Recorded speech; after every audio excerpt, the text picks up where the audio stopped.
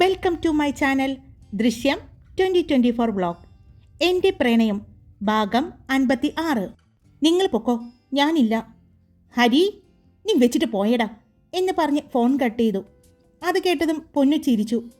നീ ചിരിക്കരുത്, എനിക്ക് വേറെ ഇവിടെ പണിയുള്ളത് കൊണ്ടാണ് ഞാൻ വരുന്നില്ല എന്ന് പറഞ്ഞത് എന്ന് പറഞ്ഞ് വീണ്ടും അവൻ ആ കോടമഞ്ഞിൻ മൂടി നിൽക്കുന്ന ഡോമിൽ വെച്ച് വീണ്ടും ഹരി അവൻ്റെ പെണ്ണിനെ പ്രണയിച്ചു. യാതൊരുവിധ അതിർവരമ്പുകളും ഇല്ലാതെ അവർ രണ്ടുപേരും പ്രണയിച്ചു കൊണ്ടിരുന്നു. അന്ന് ഒരുപാട് ലേറ്റായാണ് അവർ റൂമിൽ നിന്ന് പുറത്തേക്ക് ഇറങ്ങിയത്. അവർ റെസ്റ്റോറൻറ്റിലേക്കാണ് പോയത്. നല്ല വിശപ്പുണ്ട് എന്ന് പറഞ്ഞ് ഹരി പൊന്നുവിനെ കൊണ്ടുപോയത്. അവിടെ ചെല്ലുമ്പോൾ എല്ലാവരും ബ്രേക്ക്ഫാസ്റ്റ് കഴിഞ്ഞിരുന്നു. നിങ്ങൾ എന്തു പറ്റി വൈകിയത്? നവീൻ ഇടം കണ്ണിട്ട് ഹരിയോട് ചോദിച്ചതും ഹരി അവനെ നോക്കി ഒന്ന് പല്ലുരുമി കാണിച്ചു. അവന് കാര്യം മനസ്സിലായിരുന്നു. അത് പിന്നെ നല്ല തണുപ്പല്ലേ, ഉറങ്ങിപ്പോയി, ഹരി പറഞ്ഞു. അപ്പോഴേക്കും അച്ഛനമ്മമാരെല്ലാവരും ബ്രേക്ക്ഫാസ്റ്റ് കഴിച്ച് എഴുന്നേറ്റ് പോയിരുന്നു. അതുകൊണ്ട് തന്നെ നവീൻ പിന്നെ അവനെ കളിയാക്കാൻ കിട്ടിയ അവസരം പാഴാക്കാതെ തന്നെ കളിയാക്കി. എന്നിട്ട് ഉറങ്ങിയതുപോലെ തോന്നുന്നില്ലല്ലോ, നവീൻ പറഞ്ഞു. ഞങ്ങൾ ഉറങ്ങിയോ ഇല്ലയോ എന്ന് നിന്നെ ബോധ്യപ്പെടുത്തണോ? ഇതാ പറഞ്ഞത്, കല്യാണം കഴിക്കാത്ത ഇവനെയൊന്നും വിളിച്ചു കൊണ്ടുവരരുതെന്ന്. ഹരി അല്പം ദേഷ്യത്തിൽ പറഞ്ഞതും തരുണും എറിക്കും ചിരിച്ചുപോയി. എടാ മോനെ, അതിൽ ഞാനുണ്ട്. എൻ്റെയും കല്യാണം കഴിഞ്ഞിട്ടില്ല. പക്ഷേ ഇവനില്ലാത്ത ഒരു കാര്യം എനിക്കുണ്ട്, കോമൺ സെൻസ്, എറിക്ക് പറഞ്ഞു. ഓ, അല്ലാതെ അനുഭവമല്ല, നവീൻ പറഞ്ഞതും ശ്രദ്ധ, നിനക്ക് ഇതിലും വലുത് ഒന്നും വരാനില്ല എന്ന് എറിക്ക് അവളെ നോക്കിക്കൊണ്ട് പറഞ്ഞു. ഇതെല്ലാം കേട്ട് നിരഞ്ജനും പൂജയും നന്ദയും റോഷനും എല്ലാം ഉണ്ടായിരുന്നു. നിരഞ്ജൻ പൊന്നുവിനെ തന്നെ നോക്കി നിൽക്കായിരുന്നു. ഇന്നലെ ഉണ്ടായ ആ അകൽച്ച അവർക്ക് ഇപ്പോൾ ഇല്ല എന്ന് നിരഞ്ജന് തോന്നി. ഹരി അവളെ ചേർത്ത് പിടിച്ചാണ് നിൽക്കുന്നത്. എന്തായാലും വിശന്ന് വന്നതല്ലേ, ഭക്ഷണം കഴിക്ക്, നല്ല ക്ഷീണമുണ്ട് കണ്ടിട്ട്, നവീൻ പറഞ്ഞതും ഇന്നിവന് ഞാനിന്ന് എന്ന് പറഞ്ഞ് ടേബിളിലുണ്ടായിരുന്ന ഒരു ഗ്ലാസും എടുത്ത് അവനെ എറിയാൻ പോയതും ഞാൻ പോയി, മോളെ ശ്രദ്ധ, പുറകെ വന്നേക്ക്, ഇല്ലെങ്കിൽ നിന്റെ ചേട്ടനെ ഇവന്മാർ ക്രൂരമായി എറിഞ്ഞു വീഴ്ത്തും, നവീൻ പോകുന്ന വഴിക്ക് പറയുന്നുണ്ട്. നന്നായി, അത് നിങ്ങൾക്ക് ആവശ്യമാണ്, ശ്രദ്ധ വിളിച്ചു പറഞ്ഞു. എടി ദുഷ്ടേ, നിന്നെയൊക്കെ എന്ത് വിശ്വസിച്ച് ഞാൻ വിവാഹം കഴിക്കും? നവീൻ ചോദിച്ചു. ഈ ബോധവും ബുദ്ധിയും ഇല്ലാത്ത നിങ്ങളെ വിവാഹം കഴിക്കുന്നതിനെ പറ്റി ഞാൻ വീണ്ടും ആലോചിക്കേണ്ടിയിരിക്കുന്നു, ശ്രദ്ധ പറഞ്ഞു. നല്ല തീരുമാനമായിരിക്കും മോളെ, ഹരി അവളെ പ്രോത്സാഹിപ്പിച്ചു. എടാ ദുഷ്ടോ, നിന്റെ കാര്യങ്ങളൊക്കെ നടന്നല്ലോ, ഇനി നീ എൻ്റെ കുടുംബം കളക്കാൻ നോക്കുന്നു അല്ലേടാ, നിനക്ക് ഞാൻ വെച്ചിട്ടുണ്ട് എന്ന് പറഞ്ഞ് നവീൻ തിരിച്ച് അങ്ങോട്ട് തന്നെ വന്നു. പിന്നീട് എല്ലാവരും സംസാരിച്ച് അവർ വീണ്ടും അടുത്ത കാഴ്ചകൾ കാണാൻ പോകാൻ തീരുമാനിച്ചു. എന്നാൽ നിരഞ്ജൻ വല്ലാത്ത ദേഷ്യത്തിലായിരുന്നു. കാരണം ഇന്നലെ കണ്ട പൊന്നും ഹരിയും അല്ല, ഇപ്പോൾ അവർ രണ്ടുപേരും വല്ലാത്ത അടുപ്പത്തിലാണെന്ന് തോന്നി. അവർക്കിടയിൽ എന്തൊക്കെയോ മാറ്റങ്ങൾ വന്നിരിക്കുന്നു. പഴയതിലും ആഴത്തിൽ അവർ രണ്ടുപേരും പ്രണയിക്കുന്നു എന്ന് പോലും നിരഞ്ജന് തോന്നി. എന്നാൽ ഇതെല്ലാം കണ്ടപ്പോൾ പൂജയ്ക്ക് ഒരു സമാധാനമാണ് തോന്നിയത്. എന്നാൽ നിരഞ്ജന് ദേഷ്യമാണ് തോന്നിയത്. അപ്പോഴാണ് നിരഞ്ജൻ്റെ ഫോൺ റിങ് ചെയ്തത്. അവൻ എടുത്തു നോക്കിയപ്പോൾ അത് ശിവരഞ്ജിനിയായിരുന്നു. യാത്ര പോയപ്പോൾ എന്നോടൊരു വാക്ക് പറയാൻ പാടില്ലേ? ഞാൻ അറിഞ്ഞില്ല, അവരും എന്നോട് പറഞ്ഞില്ല. തനിക്കെങ്കിലും എന്നോട് ഒന്ന് പറയാമായിരുന്നില്ലേ? ശിവരഞ്ജിനി ചോദിച്ചു. എനിക്കറിയില്ലല്ലോ തനിക്ക് അറിയാൻ പാടില്ല എന്നുള്ളത്. തൻ്റെ വീട്ടിൽ നിന്നും അവർ പോന്നപ്പോൾ എന്തുകൊണ്ട് തന്നെ വിളിച്ചില്ല? നിരഞ്ജൻ തിരിച്ചു ചോദിച്ചു. അത് തനിക്കറിയില്ലേ? അവൻ ഹരി അതിനെ സമ്മതിക്കുമെന്ന് തനിക്ക് തോന്നുന്നുണ്ടോ? എന്തായി അവിടുത്തെ കാര്യങ്ങൾ? അവർ തമ്മിൽ അന്ന് ഞാൻ പറഞ്ഞതിന് ശേഷം ഒരു അകൽച്ചയുണ്ടെന്ന് എനിക്ക് തോന്നുന്നു. അത് സത്യമാണോ? അങ്ങനെ എന്തെങ്കിലും ഉണ്ടോ അവർ തമ്മിൽ? അല്ലെങ്കിൽ ഇപ്പോഴും അവർ തമ്മിൽ നല്ല അടുപ്പത്തിലാണോ? ശിവരഞ്ജിനി ചോദിച്ചു. എനിക്കൊന്നും മനസ്സിലാകുന്നില്ല. ഇന്നലെ വരെ രണ്ടുപേരും ദേഷ്യത്തിലായിരുന്നു, ഒന്നും സംസാരിക്കുന്നൊന്നും ഉണ്ടായിരുന്നില്ല. പക്ഷേ ഇന്ന് വല്ലാത്ത മാറ്റം. അവർ രണ്ടുപേരും പഴയതിലും കൂടുതൽ പ്രണയിക്കുന്നു എന്ന് എനിക്ക് തോന്നുന്നു. അത് എന്തുകൊണ്ടാണെന്ന് എനിക്ക് ചെറിയൊരു സംശയമുണ്ട്. വേണ്ട, എനിക്ക് കേൾക്കണ്ട, പെട്ടെന്ന് ശിവരഞ്ജിനി പറഞ്ഞു. തനിക്ക് നാണമില്ലേ? തന്നോട് ഞാൻ പറഞ്ഞതല്ലേ അവൾക്ക് തന്നെ ഇഷ്ടമാണെന്ന്. നിങ്ങളെ തമ്മിൽ തെറ്റിച്ചത് ഹരിയാണെന്ന് പറഞ്ഞതല്ലേ, തെളിയിച്ചതല്ലേ. എന്നിട്ടും തനിക്ക് അവളെ തിരിച്ചു പിടിക്കാൻ പറ്റില്ല എന്ന് പറഞ്ഞ കഷ്ടമുണ്ട്. താൻ അവളെ പ്രണയിച്ചു ഒരുപാട് നാൾ എന്നൊക്കെ പറയുന്നത് വെറുതെ ആയിരുന്നോ? നിങ്ങൾ തമ്മിൽ പ്രണയമൊന്നും ഉണ്ടായിരുന്നില്ലേ? യഥാർത്ഥ പ്രണയമായിരുന്നെങ്കിൽ അങ്ങനൊരു അവസരം അങ്ങനൊരു ചാൻസ് കിട്ടിയാൽ നീ അത് ഉപയോഗിക്കായിരുന്നു. ഇത് ഹരിക്ക് വിട്ടുകൊടുത്തിരിക്കുന്നു. അവൻ സ്നേഹിച്ച പെണ്ണിനെ. തനിക്ക് നാണമില്ലേ? അല്ല, തന്നെ കൂട്ടുപിടിക്കാൻ പോയാൽ എന്നെ പറഞ്ഞാൽ മതിയല്ലോ. ശിവരഞ്ജിനി ദേഷ്യത്തിൽ ആളിക്കത്തുകയായിരുന്നു എന്ന് നിരഞ്ജന് തോന്നി. ഞാൻ പിന്നെ എന്തു ചെയ്യണം? അവരുടെ ബെഡ്റൂമിൽ പോയി അവർക്ക് കാവൽ നിൽക്കണമായിരുന്നോ? അവർ ഇപ്പോൾ വിവാഹം കഴിച്ചതാണ്. അവരുടെ കൂടെയുള്ളത് അവരുടെ വീട്ടുകാരാണ്. എനിക്കൊന്നും ചെയ്യാൻ പറ്റില്ല. ഞാനും നിസ്സഹായനായി നോക്കി നിൽക്കുകയാണ്. ഇവിടെ എൻ്റെ പെണ്ണായിരുന്നു. അവളെ എൻ്റെ ജീവിതത്തിൽ നിന്ന് തട്ടിപ്പറിച്ച അവനെ ഞാൻ വെറുതെ വിടില്ല. പക്ഷേ ഇപ്പോൾ എനിക്ക് ഒന്നും ചെയ്യാൻ പറ്റില്ല. കാരണം എനിക്ക് ചുറ്റും ഒരുപാട് പേർ എന്നെ നിരീക്ഷിക്കുന്നുണ്ട്. എനിക്കറിയാം, പ്രത്യേകിച്ച് പൂജ.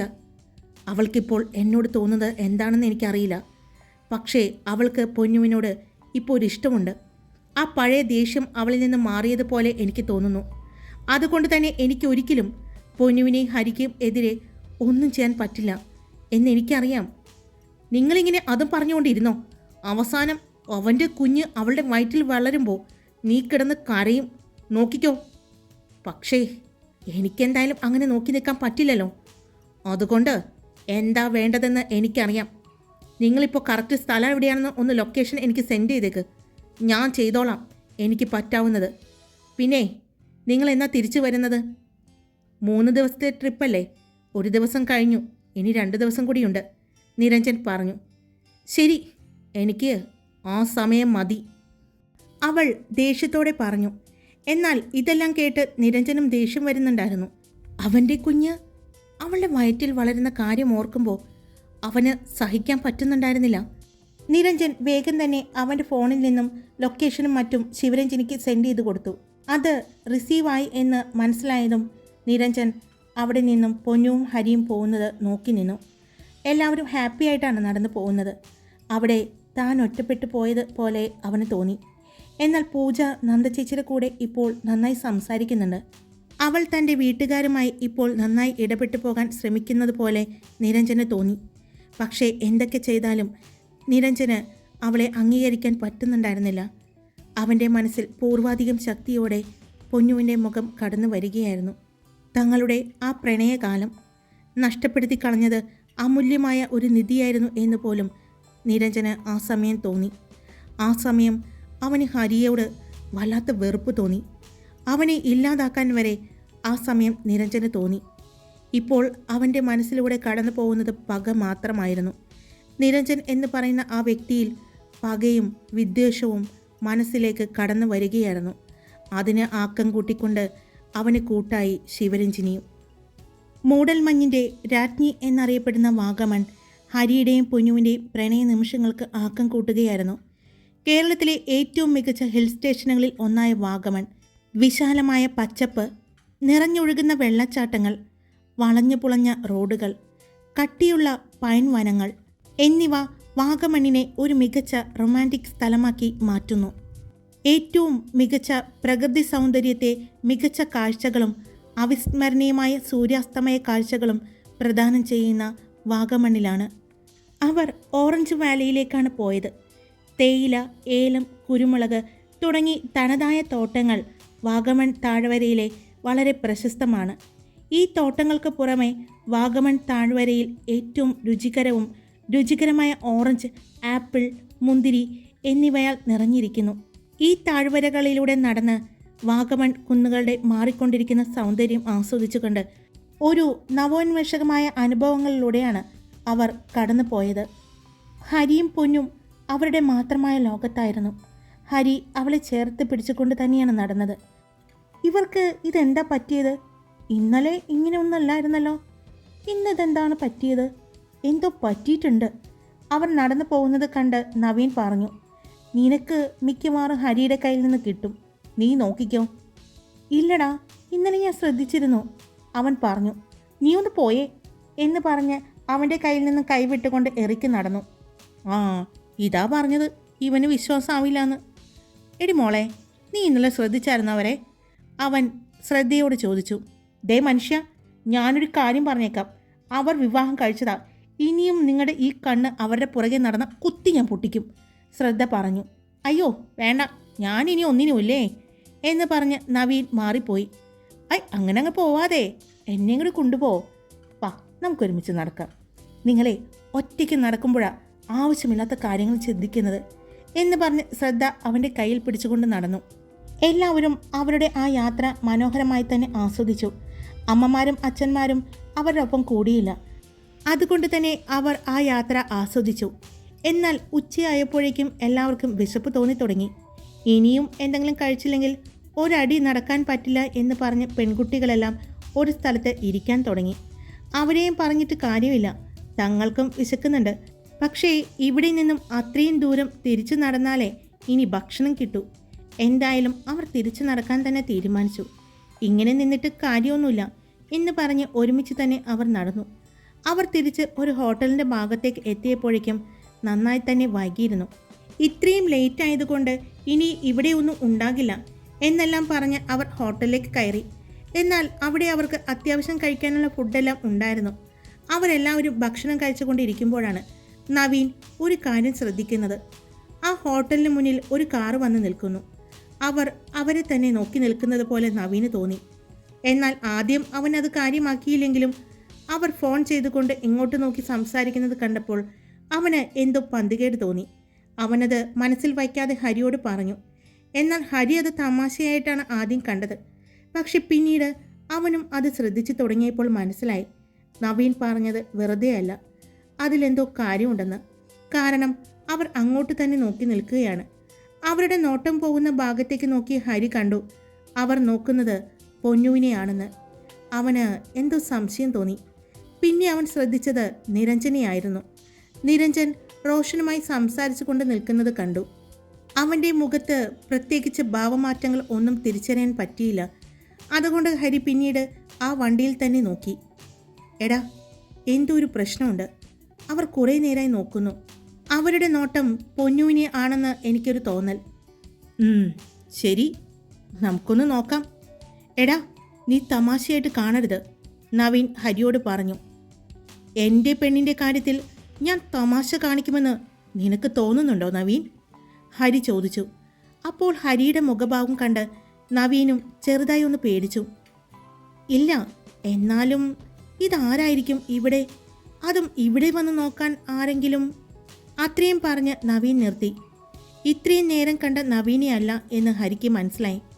എന്തായാലും നീ അവളുടെ ഒപ്പം തന്നെ നിൽക്കണം. ഒരു മിനിറ്റ് പോലും അവളുടെ അടുത്ത് നിന്ന് മാറരുത്, പൊന്നുവിനെ നോക്കിക്കൊണ്ട് നവീൻ ഹരിയോട് പറഞ്ഞു. ഹരി വേഗം തന്നെ അവിടെ നിന്നും എഴുന്നേറ്റ് പൊന്നുവിൻ്റെ അടുത്തേക്ക് ചെന്നു. കഴിഞ്ഞില്ലേ? എന്നാൽ നടക്കാം. ഇനിയിപ്പോൾ യാത്ര വേണ്ട, തിരിച്ച് നമുക്ക് നമ്മുടെ റൂമിലേക്ക് പോകാം, ഹരി പറഞ്ഞു. ശരിയാ, കാല് രണ്ടും നല്ല വേദനിക്കുന്നുണ്ട്, അവൾ പറഞ്ഞു. എന്നാൽ പിന്നെ ഇന്നത്തെ യാത്ര ഇവിടെ അവസാനിപ്പിക്കാം. എന്തായാലും അടിപൊളിയായിരുന്നു. ഇനി അച്ഛനമ്മമാരൊക്കെ എവിടെയാണാവോ? അവരെ കണ്ടുപിടിക്കണം. നമ്മുടെ താമസ സ്ഥലത്തേക്ക് ഇനിയും ദൂരമുണ്ടോ? എറിക്ക് ചോദിച്ചു. ഇല്ലടാ, ഇവിടെ അടുത്താണ്, ഹരി പറഞ്ഞു. എല്ലാവരും ഒരുമിച്ച് തന്നെ നടന്നു. ഹരി പൊന്നുവിനെയും കൂട്ടി മുന്നിൽ നടന്നു. അവൻ്റെ പുറകെയാണ് ബാക്കിയുള്ളവർ നടന്നത്. അവർ റിസോർട്ടിന് അടുത്തെത്തിയതും ഹരി ഒന്ന് തിരിഞ്ഞു നോക്കി. ശരിയാണ്, ആ കാർ ഇപ്പോൾ അവരുടെ പുറകെ വന്ന് ആ റോഡിൻ്റെ ഭാഗത്തായി നിർത്തിയിട്ടിരിക്കുന്നത് കണ്ടു. അത് കണ്ടപ്പോൾ ഹരി ഉറപ്പിച്ചു ഇത് പൊന്നുവിന് വേണ്ടിയുള്ള ഒരു കൊട്ടേഷനാണെന്ന്. അവൻ്റെ മുഖം ദേഷ്യം കൊണ്ട് വലിഞ്ഞു മുറുകി.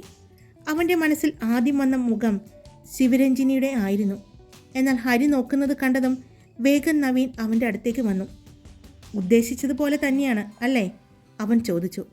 അതെ, അവരുടെ ലക്ഷ്യം എൻ്റെ പെണ്ണാണ്. പക്ഷേ അവർക്കറിയില്ലല്ലോ, അവർ നോക്കിയിരിക്കുന്നത് അവരുടെ മരണത്തെയാണെന്ന്. അപ്പോൾ ഇത്രയും നേരം കണ്ട് സംസാരിച്ച ഹരിയല്ല, ഇപ്പോൾ അവനിലെ ഭാവമാറ്റം ആർക്കും അറിയാത്ത, നവീന് മാത്രം അറിയുന്ന ഹരിരുദ്രദേവിനെ അവൻ കണ്ടു. ഹരി, പൊന്നു നിന്റെ മുഖത്തെ ഓരോ മാറ്റങ്ങൾ പോലും ആ പെണ്ണ് ഒപ്പിയെടുക്കും, അതുകൊണ്ട് ശ്രദ്ധിക്കണം, അവൻ പറഞ്ഞു. ഞാൻ നോക്കിക്കോളാം. നീ എന്തായാലും ഒരു കാര്യം ചെയ്യണം. അവരെ മാത്രമല്ല, നമ്മുടെ കൂടെയുള്ള എല്ലാവരെയും ശ്രദ്ധിക്കണം. നമ്മുടെ ഒരു ഊഹം മാത്രമാണ് അവരുടെ ടാർഗറ്റ് പൊന്നു ആണെന്ന്. മറ്റെന്തെങ്കിലും ഉദ്ദേശമുണ്ടോ എന്ന് അറിയില്ല. ഇനി നമ്മുടെ ഈ സന്തോഷകരമായ യാത്ര ഒരു ദുഃഖത്തിലേക്ക് ആവരുത്, ഹരി പറഞ്ഞു. ഇല്ല, ഞാൻ ശ്രദ്ധിച്ചോളാം. ഞാനൊന്ന് പ്രവീണെ വിളിക്കട്ടെ, എന്ന് പറഞ്ഞ് ഹരി അപ്പോൾ തന്നെ പ്രവീണെ വിളിച്ചു. അത് പ്രവീണിൻ്റെ റിസോർട്ടായിരുന്നു. അവൻ വിളിച്ച് പ്രവീണിനോട് കാര്യങ്ങൾ പറഞ്ഞു. ഒരു കാരണവശാലും അവരെ ഈ കോമ്പൗണ്ടിൻ്റെ അകത്തേക്ക് കയറ്റി വിടാതിരിക്കാൻ വേണ്ട കാര്യങ്ങൾ ചെയ്യാമെന്ന് പ്രവീൺ ഹരിക്ക് വാക്കുകൊടുത്തു. അവരെല്ലാവരും അവരവരുടെ ഡോംസിലേക്ക് ചെല്ലുമ്പോൾ നന്നായി ക്ഷീണിച്ചിരുന്നു. ഹരി പൊന്നുവിനെയും കൂട്ടി അവരുടെ ഡോംസിലേക്ക് ചെല്ലുമ്പോൾ തന്നെ പൊന്നു അവിടെയുള്ള ചെയറിൽ പോയിരുന്നു. എന്തുപറ്റി, ക്ഷീണിച്ചോ? ഹരി ചോദിച്ചു. പിന്നെ ക്ഷീണം ഉണ്ടാവില്ലേ? ഇന്നലെ രാത്രി തുടങ്ങിയ കഷ്ടപ്പാടാ. അതെല്ലാം കഴിഞ്ഞപ്പോൾ ഈ നടത്തം കൂടിയായി. ഞാൻ ആകെ ടയേർഡായി, അവൾ പറഞ്ഞു. ആണോ? എന്നാ പിന്നെ കുറച്ച് സമയം റെസ്റ്റ് എടുത്തോ. ഇപ്പോൾ സമയം 3 മണി. ഒരു 9 മണി വരെ നിനക്ക് സമയമുണ്ട്. അതുവരെ റെസ്റ്റ് എടുത്തോ. അത് കഴിഞ്ഞ പിന്നെ നമുക്ക് കുറച്ച് പണിയുണ്ട്, ഹരി പറഞ്ഞു. ഹരിയേട്ടാ വേണ്ട, അവൾ പറഞ്ഞു. എന്താ വേണ്ടാന്നോ? നടക്കില്ല. ഉറങ്ങിക്കിടന്ന എന്നിലെ സിംഹത്തെ ഉണർത്തിയത് നീയാണ്. അതിനെ ഇനി എനിക്ക് പോലും പിടിച്ചാൽ കിട്ടില്ല മോളെ. അതുകൊണ്ട് വേണ്ട എന്നൊരു വാക്ക് എൻ്റെ ഡിക്ഷണറിയിലില്ല മോളതുകൊണ്ട് വാ, ചേട്ടൻ നന്നായി ഒന്ന് കുളിപ്പിക്കാം എന്ന് പറഞ്ഞ് അവൻ അവളെ പിടിച്ച് ഡോമിൻ്റെ ഉള്ളിലേക്ക് കൊണ്ടുപോയി അവളെ വാഷ്റൂമിലേക്ക് കയറ്റി. ഞാൻ വരണോ പൊന്നു? ഹരി ചോദിച്ചു. ഇങ്ങോട്ട് വന്ന മുട്ടുകാലം ഞാൻ തല്ലി ഓടിക്കും, അവൾ പറഞ്ഞു. എനിക്ക് സൗകര്യമായി. മുട്ടുകാല് തല്ലി ഓടിച്ചാൽ ഞാൻ റെസ്റ്റ് എടുക്കും. അപ്പോൾ ആരെന്നെ നോക്കും? എൻ്റെ പൊന്നു എന്നെ നോക്കേണ്ടി വരും. അതെനിക്ക് സൗകര്യമാണ്.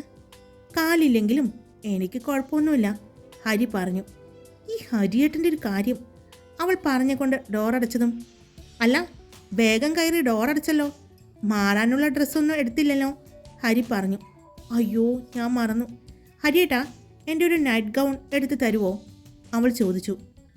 അത് വേണോ പൊന്നു? അതിട്ട് കഴിഞ്ഞാൽ ഞാൻ രാത്രിക്ക് വെച്ചേക്കുന്ന പണി ഇപ്പോൾ ചെയ്യേണ്ടി വരും. ദേഷ്യം പിടിപ്പിക്കില്ലേട്ടാ ഹരിയേട്ടാ. എനിക്കിഷ്ടമാണ് എൻ്റെ പെണ്ണ് ദേഷ്യം പിടിക്കുന്നത്. അതുകൊണ്ട് ഡ്രസ്സ് എടുത്ത് തരുന്നില്ല, അവൻ പറഞ്ഞു. പ്ലീസ് ഹരിയേട്ടാ, അവൾ പറഞ്ഞപ്പോഴാണ് അവൻ്റെ ഫോണിൽ നവീൻ്റെ കോൾ വന്നത്. ആ ശരി ശരി, ഡ്രസ്സ് ഞാൻ ഇവിടെ എടുത്ത് വെച്ചേക്കാം, ഞാൻ പുറത്തുണ്ടാകും എന്ന് പറഞ്ഞ് ഹരി പുറത്തേക്ക് പോയി. ഫോൺ എടുത്തതും നവീൻ, എടാ, അവർ അകത്തേക്ക് കയറാൻ നോക്കി. പക്ഷേ റൂംസ് ഇല്ല എന്ന് പറഞ്ഞ് അവരെ തിരിച്ചയച്ചു. അവന്മാർ റൂം എടുക്കാൻ വേണ്ടി വന്നതാണ്. അതും ഡോം തന്നെ വേണമെന്ന് പറഞ്ഞു. അത് ഫില്ലാണെന്നൊക്കെ പറഞ്ഞു. പിന്നെ എന്താ പ്രത്യേകത എന്ന് വെച്ചാൽ അവർ ലോ കോളേജിലെ സ്റ്റുഡൻസാണ്. എന്ത്? അതെ, അവർ ലോ കോളേജിലെ സ്റ്റുഡൻസാണ്. അവർ കൊട്ടേഷൻ ടീമൊന്നുമല്ല. പക്ഷേ അവർക്ക് ആരെങ്കിലും പണം വാഗ്ദാനം ചെയ്താൽ അവർ ഇങ്ങനെയുള്ള കാര്യങ്ങൾ ചെയ്യും. അതുകൊണ്ട് ഒരു പുതിയ കൊട്ടേഷൻ ടീം രൂപകൽപ്പന ചെയ്യുന്ന പുതിയ തലമുറയാണ്, നവീൻ പറഞ്ഞു. ആണോ? എന്നാൽ ആദ്യത്തെ അവരുടെ കേസ് നമ്മുടെ തന്നെ ആകട്ടെ, അല്ലേടാ? പിന്നല്ലാതെ. പൊന്നു ആൾ വാഷ്റൂമിലാണ്. അപ്പോൾ എങ്ങനെയാണ്? നവീൻ ചോദിച്ചു. ആൾക്ക് നല്ല ക്ഷീണമുണ്ടെന്ന് പറഞ്ഞു. ഒന്ന് റെസ്റ്റ് എടുക്കാൻ ഞാൻ പറഞ്ഞിട്ടുണ്ട്. ഞാൻ എന്തെങ്കിലും പറഞ്ഞ് അങ്ങോട്ട് വരാം. നീ പ്രവീണെ വിളിക്കണം. എന്നിട്ട് അവൻ്റെ കുറച്ച് ആളുകളെ അവരെ നോക്കാൻ ഏർപ്പാടാക്കണം.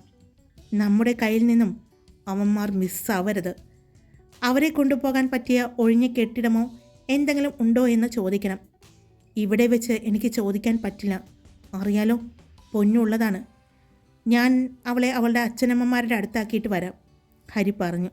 ശരിയടാ, ഞാൻ നോക്കിക്കൊള്ളാം എന്ന് പറഞ്ഞ് നവീൻ ഫോൺ കട്ട് ചെയ്തു. ഹരി കുറച്ചു നേരം അവിടെ തന്നെ നിന്ന് ആലോചിച്ചു. അപ്പോൾ ഇത്രയും നാളും ആരും കാണാത്ത മറ്റൊരു മുഖഭാവമായിരുന്നു ഹരിക്ക്. ഹരി രുദ്രദേവിലെ രുദ്രദേവ് ആയി മാറുകയായിരുന്നു. പെട്ടെന്ന് ഹരിയുടെ പുറകിലൂടെ 2 കൈകൾ അവൻ്റെ വയറിൽ വന്ന് ചുറ്റിപ്പിടിച്ചു. അത് കണ്ടതും അവൻ്റെ മുഖത്ത് ഒരു പുഞ്ചിരി വിരിഞ്ഞു. അവൻ കൈകളിൽ പിടിച്ച് അവളെ വലിച്ച് മുന്നിൽ നിർത്തി. എന്താണ് ഉദ്ദേശം? അവൻ ചോദിച്ചു. ഒരു ഉദ്ദേശവുമില്ല. എനിക്ക് ഫ്രഷായി ഇറങ്ങിയപ്പോൾ നല്ല തണുപ്പ് തോന്നി, അത്രയുള്ളൂ, അവൾ പറഞ്ഞു. തണുപ്പ് മാറ്റണോ?